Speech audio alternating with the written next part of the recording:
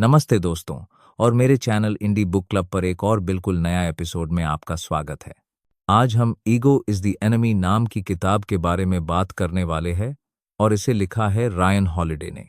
क्या आपने कभी सोचा है कि सफलता की राह में सबसे बड़ा दुश्मन कौन होता है? रायन हॉलिडे की किताब बताती है कि हमारा अपना अहंकार ही हमें पीछे खींचता है। ये किताब हमें सिखाती है कि कैसे ईगो हमें अंधा बना देता है, चाहे हम शुरुआती दौर में हों, टॉप पर हों या गिरावट के समय।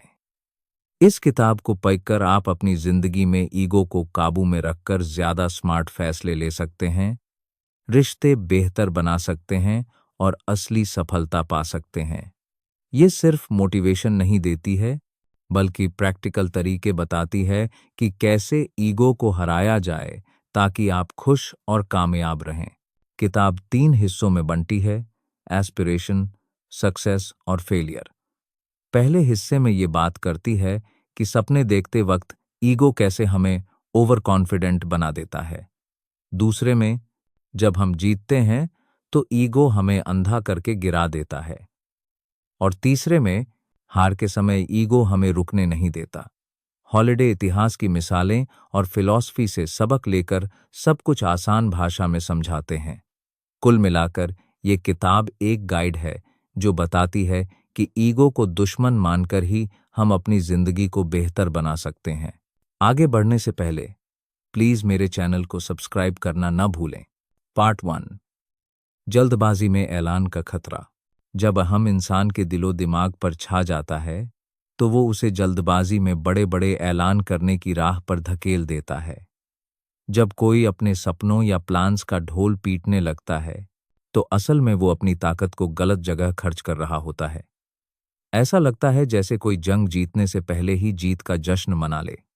अपटन सिंक्लेयर ने 1930 के दशक में कैलिफोर्निया के गवर्नर बनने का सपना देखा और अपनी किताब में इसकी काल्पनिक कहानी लिख डाली। लेकिन जब असल मौका आया तो मेहनत और स्ट्रैटेजी की जगह खोखले ऐलानों पर ध्यान देने की वजह से उनकी हार हुई। इससे ये सीख मिलती है कि जब तक काम पूरा न हो उसका शोर मचाने से बचना चाहिए। जल्दबाजी में किए गए ऐलान अक्सर मुश्किलें खड़ी कर देते हैं, क्योंकि वो असल मेहनत से हमारे ध्यान भटकाते हैं और नाकामी की राह खोल देते हैं। इसके बजाय कुछ लोग ऐसे भी होते हैं जो चुपके से, बिना किसी तामझाम के अपने काम में जुटे रहते हैं। जॉन बॉयड जैसे मिलिट्री स्ट्रैटेजिस्ट ने अपने आइडियाज पर खामोशी से काम किया। उनके सिद्धांतों ने अमेरिकी वायुसेना की स्ट्रैटेजीज को बदल डाला, बिना किसी ढोल नगाड़े के। इससे ये समझ आता है कि असल कामयाबी का रास्ता है कि पहले अपने आइडियाज को हकीकत में उतारो, उन्हें परखो और फिर नतीजों को खुद बोलने दो। जल्दी जल्दी ऐलान करने की आदत न सिर्फ हमारा ध्यान भटकाती है, बल्कि दूसरों की नज़रों में साख भी कम करती है। जब बिना पूरा किए कुछ बड़ा बोला जाता है तो लोग भरोसा कम करने लगते हैं। इसलिए बेहतर यही है कि खामोशी से अपने लक्ष्यों को पूरा किया जाए, क्योंकि नतीजे खुद ब खुद कहानी बयां कर देते हैं। अहम न सिर्फ हमें बाहरी तारीफ की चाह में उलझाता है, बल्कि खुद को भी धोखा देने की राह पर ले जाता है। हमें ऐसा लगता है कि बड़े ऐलान करके हमें मोटिवेशन मिलेगा, लेकिन असल में ये दिमाग में झूठा भरोसा पैदा करता है कि काम हो चुका है। इसे टॉकिंग ट्रैप कहा जाता है, यानी जब ज्यादा बोलने से मेहनत कम हो जाती है। इसके बजाय लक्ष्यों को छोटे छोटे हिस्सों में बांटकर उन पर चुपके से काम करने और हर कदम पर खुद को परखने की सलाह दी जाती है। असल कामयाबी मेहनत और नतीजों से आती है, न कि जोर शोर से की गई घोषणाओं से। पार्ट 2, दिखावे से ऊपर असलियत। जब इंसान पर अहम हावी हो जाता है तो वो दिखावे की चमक दमक में फंसने लगता है। ऐसे में असल काम से ज्यादा ध्यान अपनी इमेज, टाइटल्स और बाहरी पहचान पर चला जाता है। जैसे कोई अपनी डिग्री या ओहदे के नाम पर खुद को बड़ा समझने लगे, बिना ये देखे कि उसने असल में कितना योगदान दिया। सच्ची कामयाबी के लिए अपनी कमजोरियों को ईमानदारी से स्वीकार करना और मेहनत के साथ उन्हें सुधारना जरूरी है। असलियत को अपनाने के लिए हमें अहम को किनारे रखना पड़ता है, जो आसान नहीं होता। हमारा दिमाग हमेशा दूसरों से हमारी तुलना करता है और हमारी इमेज चमकाने की चाहत पैदा करता है। लेकिन अगर कुछ बड़ा करना है तो दिखावे की जगह हमें मेहनत पर ध्यान देना चाहिए। मार्कस ऑरेलियस जैसे रोमन सम्राट अपनी डायरी में खुद से सवाल करते थे कि वो कहाँ गलत हैं और कैसे बेहतर हो सकते हैं। उन्होंने कभी अपनी बादशाहत का ढोल नहीं पीटा, बल्कि हमेशा खुद को सुधारने में लगे रहे। असल कामयाबी तब मिलती है जब काम को अपनी पहचान बनने दिया जाए, न कि किसी टाइटल या बाहरी चमक को।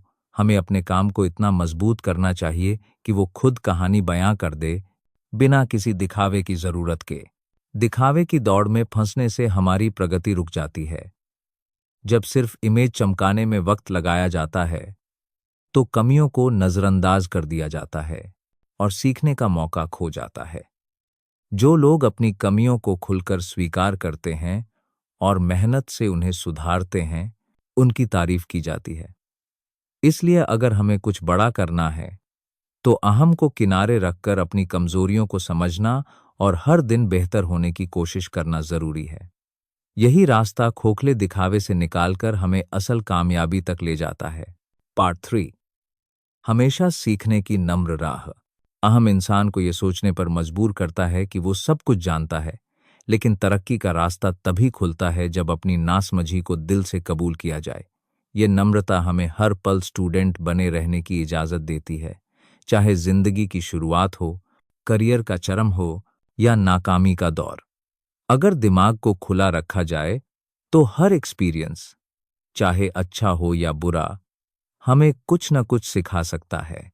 ये जिंदगी भर का स्टूडेंट बनने का मंत्र है, जो हमें पुराने ख्यालों में जड़ होने से बचाता है। सीखने की ये नम्रता सिर्फ किताबों या स्कूल तक सीमित नहीं है। असल जिंदगी में आसपास के लोग, जैसे दोस्त, सहकर्मी, यहाँ तक कि वो जो हमें पसंद नहीं, वो भी हमारे गुरु बन सकते हैं। अगर अहम को किनारे रखा जाए तो हर इंसान से कुछ न कुछ सीखने को मिल सकता है।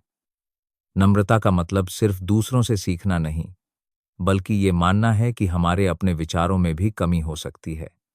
जब ऐसा सोचा जाता है तो दिमाग नए आइडियाज के लिए खुल जाता है और बदलते वक्त के साथ कदम मिलाकर चला जा सकता है। सीखने की इस राह पर चलने के लिए हमें अपने कंफर्ट जोन से बाहर निकलना जरूरी है। अहम इंसान को उसी जगह अटकाए रखता है जहां वो पहले से माहिर है, क्योंकि वहां उसे कोई चुनौती नहीं मिलती। लेकिन असल विकास तब होता है जब हम कुछ नया करने की कोशिश करते हैं, भले ही उसमें हमारे नाकाम होने का डर हो। सीखने का कोई अंत नहीं है। चाहे आप कितने ही बड़े बन जाओ, हमेशा कुछ नया सीखने की गुंजाइश रहती है। ये नजरिया न सिर्फ हमें बेहतर इंसान बनाता है, बल्कि जिंदगी के उतार चढ़ाव में भी लचीलापन देता है। पार्ट 4, मकसद को अपनी दिशा बनाओ। जुनून और जोश को बहुत खूबसूरत माना जाता है, पर अगर इनका रास्ता साफ न हो तो ये अहम को और बहा सकते हैं। जुनून की वजह से हमें जल्दी जल्दी काम करने की इच्छा होती है, लेकिन बिना किसी मकसद के ये जोश भटकाव पैदा कर सकता है। एक मजबूत और टिकाऊ मकसद को अपनी महत्वाकांक्षाओं से जोड़ा जाए तो वो एक नॉर्थ स्टार की तरह काम करता है, जो मुश्किल हालात में भी सही रास्ता दिखाता है। एक मकसद इंसान को स्थिरता देता है, जैसे कोई एंकर। मकसद का मतलब सिर्फ बड़े बड़े सपने देखना नहीं है, बल्कि ये वो छोटी छोटी चीजें हैं जो हर दिन हमें प्रेरणा देती हैं।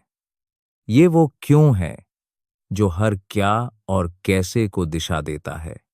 एक साफ मकसद न सिर्फ हमें भटकने से बचाता है, बल्कि लंबे वक्त तक प्रेरणा भी देता है। जब मकसद को दिशा बनाया जाता है तो हमें दूसरों के साथ बेहतर रिश्ते बनाने में भी मदद मिलती है। अहम को किनारे रखकर एक बभे मकसद के लिए काम किया जाए तो फोकस सिर्फ अपनी कामयाबी पर नहीं रहता, बल्कि दूसरों की मदद करने, उनके साथ मिलकर काम करने और बदलाव लाने की सोच पैदा होती है। जब मकसद को दिशा बनाया जाता है तो जोश और जुनून न सिर्फ खुद को, बल्कि आसपास के लोगों को भी बेहतर बनाता है।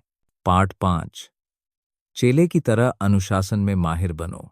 अहम की वजह से हमें छोटे छोटे काम कमतर लग सकते हैं और हमें ऐसा लग सकता है कि हम बस बाघा और चमकदार काम करने के लिए ही बने हैं।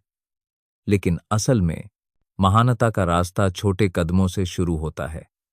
कैनवस स्ट्रैटेजी का कॉन्सेप्ट यही समझाता है कि हमें अपने सीनियर्स या दूसरों को चमकने का मौका देना चाहिए, उनकी मदद करनी चाहिए, उनके लिए रास्ता आसान करना चाहिए। ऐसा करने से न सिर्फ हमारा खुद का विकास होता है, बल्कि हमें वो स्किल्स और समझ हासिल होती है जो हमें लंबे समय में ऊंचाइयों तक ले जाती है। इतिहास में कई चेले अपने गुरुओं की सेवा में लगे रहे और धीरे धीरे खुद मास्टर बन गए।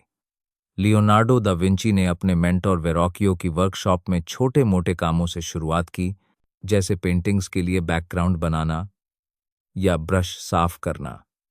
यही छोटे काम आगे जाकर उनकी महानता की नींव बने। कैनवस स्ट्रैटेजी का मतलब अपनी महत्वाकांक्षाओं को दबाना नहीं है, बल्कि अहम को किनारे रखकर सीखने और बढ़ने पर फोकस किया जाना है। जब दूसरों की मदद की जाती है तो नई चीजें सीखने का मौका मिलता है। उनके एक्सपीरियंसेस से सबक लिया जा सकता है, उनकी गलतियों से सीखा जा सकता है, और ये सब हमारी अपनी राह को आसान बनाता है।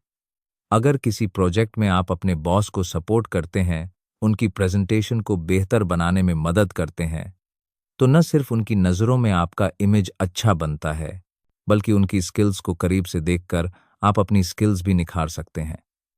ये एक तरह का इन्वेस्टमेंट है। आज दूसरों के लिए मेहनत की जाए ताकि कल अपनी कामयाबी का रास्ता साफ हो। सबसे बड़ी चुनौती अहम को काबू में रखना है।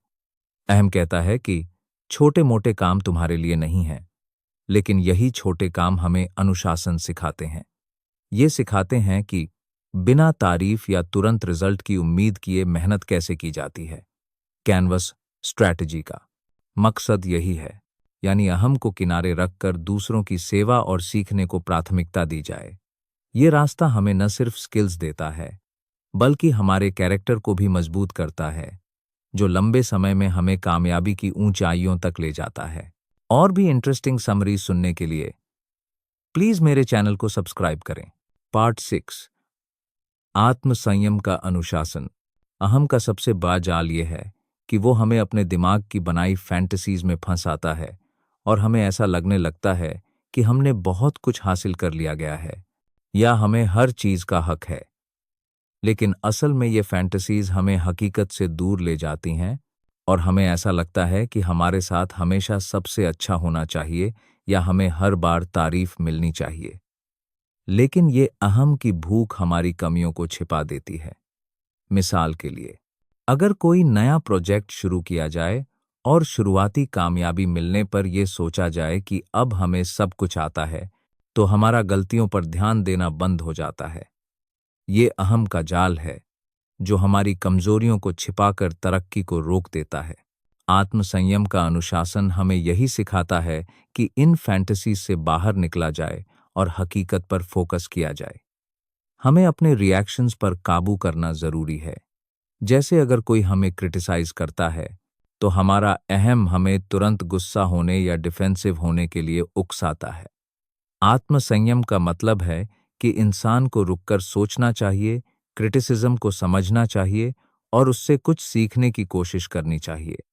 ये काम आसान नहीं है, क्योंकि अहम अक्सर ये भरोसा दिलाता है कि बस सही होना ही काफ़ी है।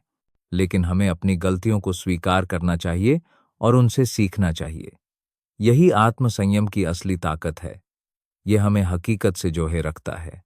इसके अलावा आत्मसंयम का मतलब है कि हमें बड़ी सच्चाइयों पर ध्यान देना चाहिए। जब इंसान छोटी छोटी बातों में उलझ जाता है, जैसे कि कौन उसकी तारीफ कर रहा है या कौन उसे नजरअंदाज कर रहा है, तो वो असल मकसद से भटक जाता है। आत्मसंयम हमें इन छोटी बातों से ऊपर उठने में मदद करता है। उदाहरण के लिए, अगर कोई लेखक है तो उसे इस बात पर ध्यान नहीं देना चाहिए कि लोग उसकी किताब की कितनी तारीफ कर रहे हैं, बल्कि उसे अपनी लिखाई की क्वालिटी पर फोकस करना चाहिए। हर दिन हमें खुद से पूछना चाहिए, हम ये काम क्यों कर रहे हैं? हमारा असल मकसद क्या है? ये सवाल हमें अहम के जाल से बचाते हैं और एक ऐसी ठोस सच्ची सोच देते हैं जो हमें लगातार बेहतर होने में मदद करती है। आत्मसंयम का एक और ज़रूरी हिस्सा है अपनी इमोशंस को कंट्रोल करना। जब इंसान अपनी इमोशंस का गुलाम बन जाता है, तो गलत फैसले लेने लगता है। अगर हमें किसी प्रोजेक्ट में नाकामी मिलती है, तो अहम हमें उस नाकामी को नज़रअंदाज करने या दूसरों पर दोष डालने के लिए उकसाता है। लेकिन हमें आत्मसंयम के साथ उस नाकामी को स्वीकार करना चाहिए, उससे सीखना चाहिए और आगे बढ़ना चाहिए। ऐसा अनुशासन हमें अपनी कमियों को देखने की ताकत देता है और एक ऐसी मजबूत सोच बनाता है जो किसी भी मुश्किल को पार करने में मदद करती है। पार्ट 7, जीत के मिथकों को तोड़ो। कामयाबी का जश्न ऐसा होता है कि वो इंसान को अपनी कहानियों में उलझा देता है। जब जीत मिलती है, तो मन में अहम जाग सकता है, जो हमें ये सोचने पर मजबूर करता है कि सारी कामयाबी सिर्फ अपनी मेहनत या चतुराई का नतीजा है। लेकिन हमें ये समझना चाहिए कि ऐसा सोचने से हकीकत को नज़रअंदाज करने का खतरा होता है। कई बार लोग अपनी जीत को बढ़ा चढ़ाकर देखते हैं और भूल जाते हैं कि उसमें नसीब, दूसरों की मदद और सही मौके का भी हाथ होता है। अगर हम सुस्ती से बचना चाहते हैं, तो जीत की सच्चाई को खुले दिल से कबूल करना चाहिए। इससे गलतियों को दोहराने से बचा जा सकता है और आगे बढ़ने की राह आसान हो सकती है। सच्चाई को अपनाने वाले लोगों के लिए जीत एक सबक बन सकती है। हमें भी अपनी टीम की मेहनत, हालात के साथ और गलतियों से सीखने की आदत को अहमियत देनी चाहिए। अगर हम जीत की पूरी कहानी को स्वीकार करें, जिसमें मेहनत, नसीब और दूसरों का साथ शामिल है, तो अपनी कमजोरियों को समझना आसान हो जाता है। इससे भविष्य में और बेहतर करने की प्रेरणा मिलती है और अहम की चमकदार लेकिन खोखली कहानियों से बचा जा सकता है। इसके अलावा जीत के मिथकों को तोड़ने के लिए हमें अपनी नाकामयाबी को भी गले लगाना चाहिए।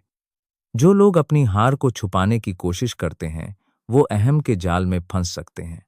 जीत और हार को एक ही नजरिए से देखें, दोनों को सीखने का मौका समझें।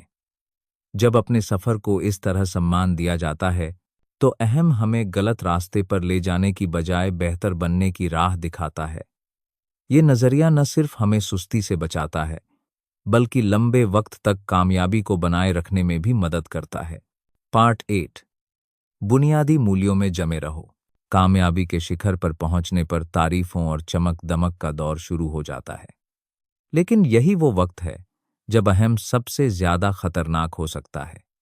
तारीफों के नशे में लोग अक्सर भूल जाते हैं कि उनकी शुरुआती कामयाबी किन मूल्यों की वजह से मिली थी, जैसे कि ईमानदारी, मेहनत या दूसरों के साथ अच्छे रिश्ते। हमें सावधान रहना चाहिए, क्योंकि इस चक्कर में लोग सत्ता, दौलत या शोहरत के पीछे भागने लगते हैं और उन बुनियादी सिद्धांतों से दूर हो जाते हैं जो उन्हें जमीन से जोड़े रखते हैं। कई बार देखा गया है कि लोग अपनी शुरुआती कामयाबी के बाद गलत रास्ते पर चले गए और उनकी कंपनी या रिश्ते बिखर गए। इसलिए हमें हमेशा ये तय करना चाहिए कि असल में हमारे लिए क्या मायने रखता है। क्या हमारे लिए सिर्फ पैसा और शोहरत जरूरी है, या फिर कुछ और गहरा, जैसे कि दूसरों पर अच्छा असर डालना, रिश्तों को मजबूत करना या ईमानदारी से जीना? महात्मा गांधी जैसे लोग इसका बेहतरीन उदाहरण हैं, जो हमेशा अपने मूल्यों, सत्य और अहिंसा से जुड़े रहे, चाहे हालात कितने भी मुश्किल क्यों न हों। हमें भी उनके जैसे अपने सिद्धांतों को प्राथमिकता देनी चाहिए। ये मूल्य न सिर्फ मन को शांति देते हैं, बल्कि दूसरों के लिए भी मिसाल बनते हैं। जब अपने सिद्धांतों को अहमियत दी जाती है, तो जिंदगी में एक बैलेंस बना रहता है, जो हमें लंबे वक्त तक कामयाबी और संतुष्टि देता है। अपने मूल्यों से जुड़े रहने के लिए समय समय पर हमें खुद को परखना चाहिए। कामयाबी के बाद लोग अक्सर ये भूल जाते हैं कि अपने फैसलों और इरादों को बार बार जांचना जरूरी है। वक्त वक्त पर रुककर ये सोचें कि क्या आप अभी भी वही रास्ता चुन रहे हैं जो सबसे जरूरी है। ये सेल्फ रिफ्लेक्शन हमें उन अस्थायी फायदों से बचाता है जो अहम दिखाता है। जब फैसले मूल्यों के आधार पर लिए जाते हैं, तो न सिर्फ बर्बादी से बचा जा सकता है, बल्कि एक ऐसी जिंदगी जी जा सकती है जो सचमुच मायने रखती है। पार्ट 9, घमंड की अकेली दुनिया से लड़ो। घमंड या मैं की बीमारी इंसान को अंदर से खोखला कर सकती है। ये वो जाल है जो हमें ये सोचने पर मजबूर करता है कि हम सबसे अलग और सबसे बेहतर हैं। लेकिन हमें ये समझना चाहिए कि ऐसा सोचने से लोग दूसरों से कट जाते हैं। कई बार देखा गया है कि घमंड की वजह से लोग अपने रिश्तों को नुकसान पहुंचाते हैं और गलत फैसले लेते हैं। हमें दूसरों के साथ मिलकर काम करना चाहिए, उनकी सलाह लेनी चाहिए और उनकी ताकत को अपनाना चाहिए। यही सच्ची कामयाबी का रास्ता है। घमंड की वजह से लोग अपने आसपास के लोगों को छोटा समझने लगते हैं। लेकिन हमें ये याद रखना चाहिए कि हमारी कामयाबी में दूसरों का भी योगदान होता है, चाहे वो हमारी टीम हो, मेंटर हो या वो लोग जो रोज छोटी छोटी चीजों में हमारी मदद करते हैं। इसलिए हमें नम्रता अपनानी चाहिए, दूसरों की बात सुननी चाहिए और ये माननी चाहिए कि कोई भी सब कुछ अकेला नहीं जानता। इससे न सिर्फ रिश्ते मजबूत होते हैं, बल्कि कामयाबी भी लंबे वक्त तक बनी रहती है। अहम को काबू में रखने का मतलब अपनी काबिलियत पर शक करना नहीं है, बल्कि हमें अपनी ताकत को समझते हुए अपनी सीमाओं को भी जानना चाहिए। हमें दूसरों को मौका देना चाहिए, उनकी ताकत को पहचानना चाहिए और एक ऐसा माहौल बनाना चाहिए जिसमें सब मिलकर काम करें। जब अहम को किनारे रखा जाता है तो बेहतर फैसले लिए जा सकते हैं और एक ऐसी टीम बनाई जा सकती है जो एक दूसरे का साथ देती है। यही वो रास्ता है जो हमें लंबे समय की समृद्धि की ओर ले जाता है। पार्ट 10। नाकामयाबी को उछाल में बदलो। नाकामयाबी हर किसी की जिंदगी का हिस्सा है, लेकिन अहम इसे और भारी बना सकता है। हारने पर लोग अक्सर इनकार करते हैं। वो या तो हालात को दोष देते हैं या फिर खुद को कोसने लगते हैं। हमें ये समझना चाहिए कि दोनों ही रास्ते हमें गहरे गड्ढे की ओर ले जाते हैं। कई बार लोग अपनी नाकामयाबी को बदले की भावना में बदल देते हैं, जिससे उनका वक्त और ऊर्जा बर्बाद हो जाती है। हमें नाकामयाबी को स्वीकार करना चाहिए और उससे सीखने की कोशिश करनी चाहिए, क्योंकि यही वो चीज है जो हमें आगे बढ़ने में मदद करती है। नाकामयाबी का वक्त डेड टाइम नहीं होना चाहिए जिसमें हम बस उदासी में डूब जाए। हमें इसे अलाइव टाइम में बदलना चाहिए, यानी वो समय जिसमें हम सोचें, सीखें और खुद को बेहतर बनाएं। हार के बाद अपने फैसलों को निष्पक्ष तरीके से देखें और ये पूछें कि क्या गलत हुआ और उससे क्या सीखा जा सकता है। ये प्रक्रिया आसान नहीं है, लेकिन यही वो चीज़ है जो इंसान को मजबूत बनाती है। नाकामयाबी को उछाल में बदलने के लिए धैर्य और मकसद की जरूरत होती है। अहम अक्सर हमें जल्दबाजी में फैसले लेने पर मजबूर करता है, क्योंकि हमें लगता है कि हार को तुरंत ढकना है। लेकिन ऐसा करने के बजाय हमें रुककर सोचना चाहिए, वक्त लेना चाहिए, गलतियों को समझना चाहिए और नई स्ट्रैटेजी बनाना चाहिए। नाकामयाबी कोई अंत नहीं है, ये एक मौका है खुद को और बेहतर बनाने का। हमें बस अपने अहम को किनारे रखकर धैर्य के साथ अपने मकसद की ओर बढ़ना चाहिए। कंक्लूजन। तो दोस्तों, ईगो इज द एनिमी हमें ये सिखाती है कि अपनी अहंकार की रस्सी को थोड़ा ढीला करना कितना जरूरी है। चाहे जिंदगी में हमें कितनी भी कामयाबी मिले, अगर हम अपने ईगो को कंट्रोल नहीं करते तो वो हमारा सबसे बड़ा दुश्मन बन सकता है। सच्ची सफलता विनम्रता, मेहनत और दूसरों के साथ मिलकर काम करने में छुपी है। हर बार जब हम अपने आप को सबसे बड़ा समझने लगते हैं, तब ये किताब हमें जमीन पर लाती है और सिखाती है कि असली ताकत अपने आप को बेहतर बनाने में है, न कि दूसरों को नीचा दिखाने में। चाहे तुम स्टूडेंट हो, जॉब कर रहे हो या अपने सपनों को पूरा करने की कोशिश में हो, ये किताब तुम्हें एक नया नजरिया देती है। अगली बार जब तुम्हें लगे कि तुम सबसे सही हो या तुम्हारा गुस्सा तुम पर हावी हो रहा है, तो रुककर एक सांस लो और सोचो, क्या मेरा ईगो मुझे आगे ले जा रहा है या पीछे खींच रहा है? इस किताब को पढ़ो, इसे अपने दिल में बिठाओ और देखो कैसे तुम्हारी जिंदगी में पॉजिटिव चेंजेस आते हैं। इस एपिसोड को देखने के लिए बहुत बहुत शुक्रिया। प्लीज मेरे चैनल को सब्सक्राइब करना न भूलें। आपके कमेंट्स, लाइक्स और शेयर्स हमारे लिए बहुत मायने रखते हैं। जल्द मिलते हैं अगले एपिसोड में।